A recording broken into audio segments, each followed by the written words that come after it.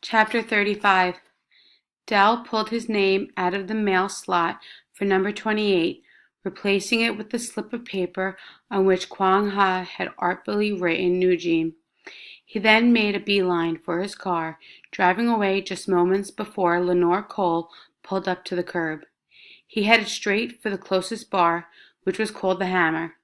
Most people in Bakersfield went to the Hammer when they crashed their car or lost electricity in a heat wave or had all of their ice cream melt.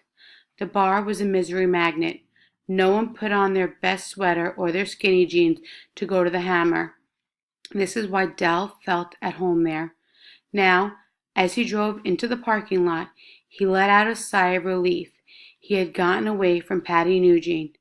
Dell found himself mumbling out loud as he opened the car door. Who died and put her in charge? Then he remembered that two people actually had passed away, and maybe he was the one who had inadvertently put Patty Nugent in charge by getting her pushy daughter involved. All Dell really knew with certainty was that now someone was steaming mounds of spinach in a kitchen that he had never under his watch seen a vegetable in its raw form.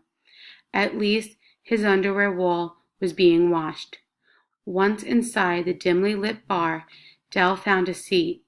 As he leaned forward onto the sticky countertop, he took a pen from his pocket and slid the thin cocktail napkin closer.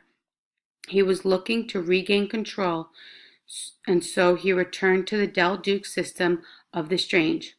He wrote, 1 misfit, 2 oddball, 3 lone wolf, 4 weirdo, 5 genius, and then he added his newest category, 6 dictator.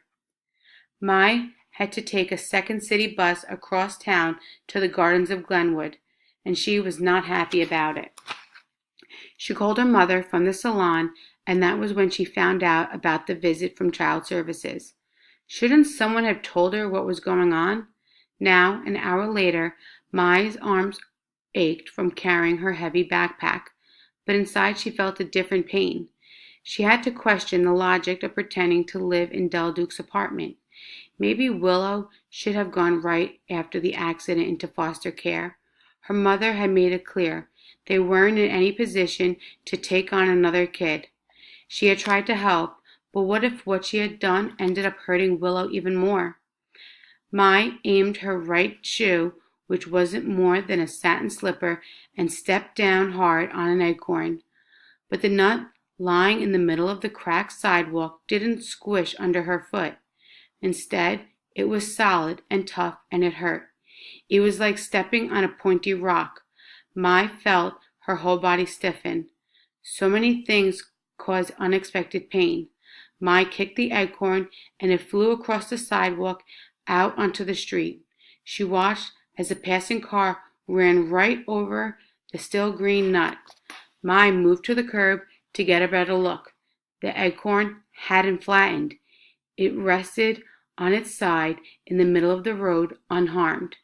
Mai dropped her backpack and went to retrieve it. The acorn was a survivor. Mai stuffed it into her pocket. Lucky, that's what the nut was. When Willow wasn't paying attention, Mai would slip it someplace she would find it.